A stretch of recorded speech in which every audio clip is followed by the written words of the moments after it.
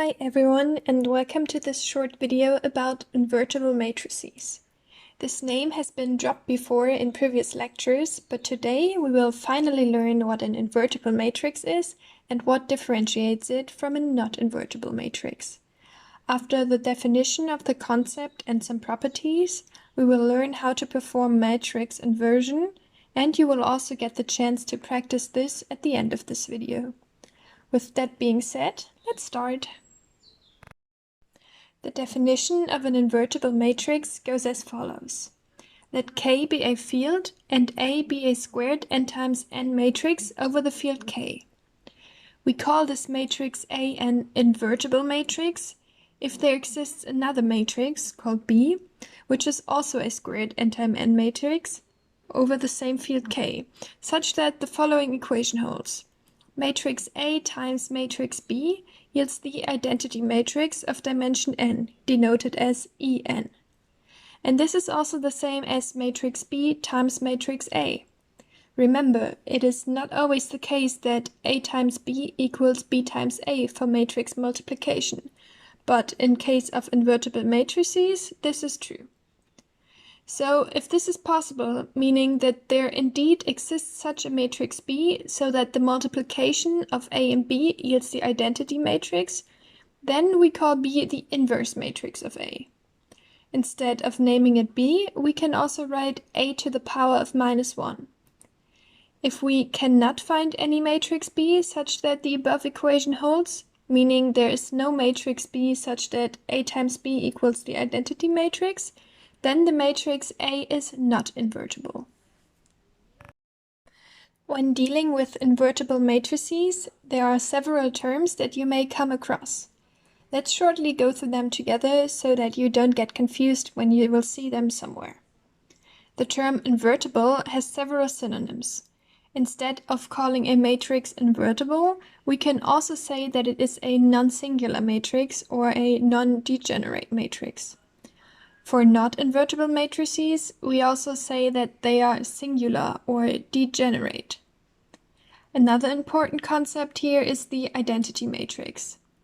As a short recap, the identity matrix, which is always squared, is the matrix that has ones in the diagonal and zeros everywhere else. It is often denoted with an I or with En, where n is the dimension of it. Now onto some properties of matrices. First of all, you already saw in the definition of invertible matrices that the example from the formula is a squared matrix. Generally, only squared matrices can be invertible, so this term is exclusively used for the matrices which fulfill the equation from the last slide. While we only do this for squared matrices, it does not mean that every squared matrix is invertible. This is a very important remark that you should remember. Not for every squared matrix there exists another matrix with which we can multiply it so that it yields the identity matrix. The last property mentioned here is that an invertible matrix has full rank. Just as a short recap, the rank of a matrix is the number of linearly independent columns or rows it has. If you are not familiar with this concept or how to calculate the rank of a matrix, you can go back to the last video in which this topic was covered in detail. Why the rank has to be full for an invertible matrix will be clear in a second when we talk about matrix inversion. Let's head over to this topic now. Matrix inversion refers to the act of calculating the inverse matrix of some matrix. There are several steps you need to perform in order to find the inverse of a matrix.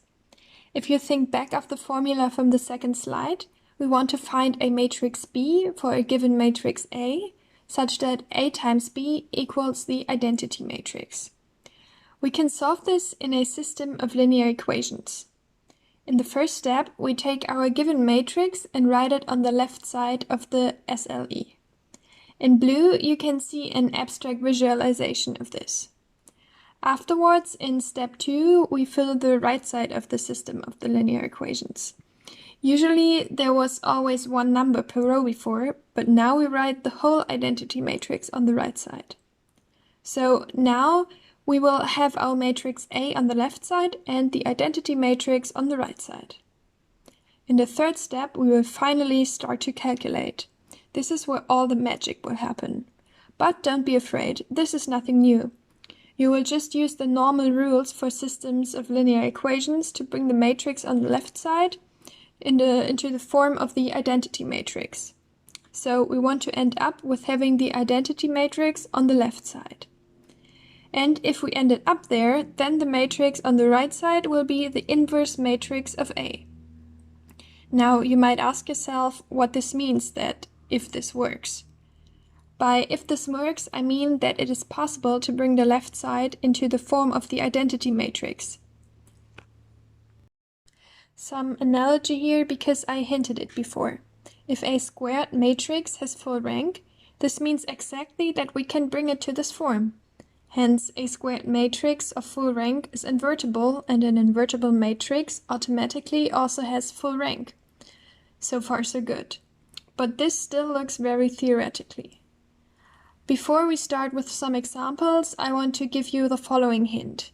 If you are unsure about your result, meaning that you're unsure whether the matrix B you found is actually the inverse matrix of your matrix A, you can easily test this via matrix multiplication.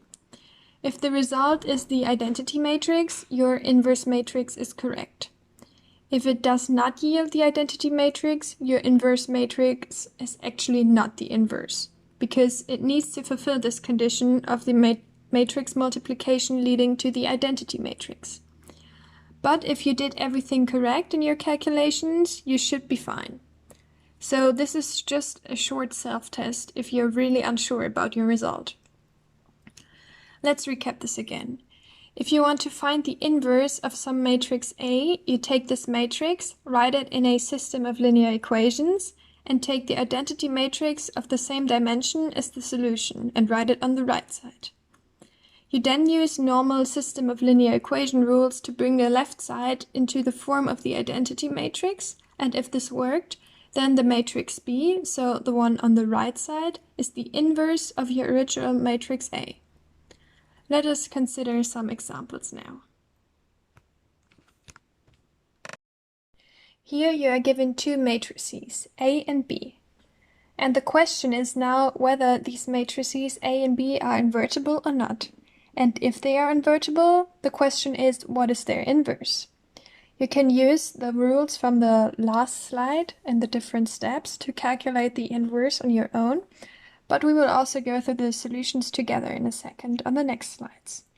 Feel free to pause the video now to do the calculations on your own. Here you can see the solution for the first matrix, meaning matrix A. It starts on the top left, then goes downwards, and then to the right side, and then up to down, if this is not sure. And the blue part is the solution. So in the first step, we fill in the system of linear equations. And then we want to perform everything in a way such that we will end up with the identity matrix on the left side. I won't go through all the steps in detail, but it is always written in gray what was done there. And finally, you will see on the bottom right that it was indeed possible to bring the left side into the form of the identity matrix. And what is written on the right side then, marked in blue, is the solution, meaning this is the inverse matrix of our matrix A. And here you go with the solution for the matrix B. So again, we started by writing it in a system of linear equations, and by filling in the identity matrix to the right side. We then used the usual rules to bring the left side into the form of the identity matrix, and you were actually able to do that. So you can see that on the bottom right again. The left side of the system of linear equations is the identity matrix, therefore the matrix is invertible. And the matrix on the right side of the system of the linear equations, the blue one, is the solution. To sum this up again, both matrices A and B are invertible.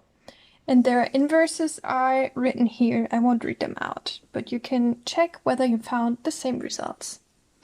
Alright, that's already it for this week's video about invertible matrices.